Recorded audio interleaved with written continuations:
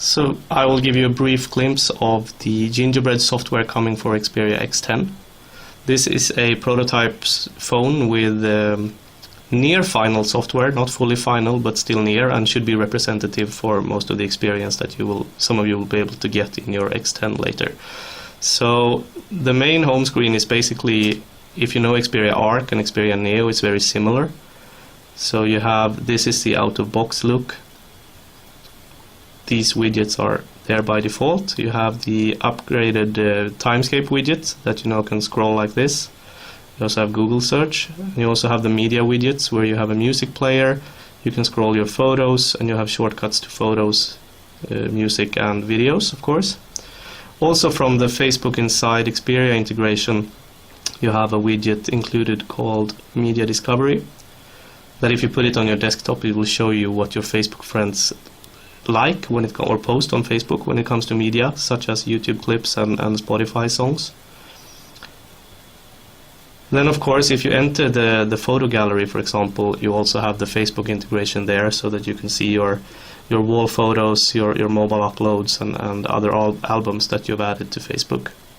You can even comment and read comments from there as well. So the app tray is similar to the Xperia Arc and Neo. You scroll it like this, and you have all your applications. You can choose sort order from your own order, alphabetical, most used or recently installed. And then you start your applications from there.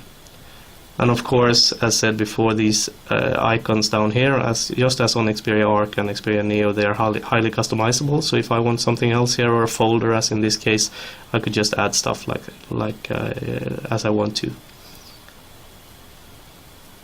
Something that I'm really glad for is the camera interface. As we said back in March, the plan back then was to use the standard Android camera interface, but our developers have been working on it, so now we actually have the same interface as in the current version of X10.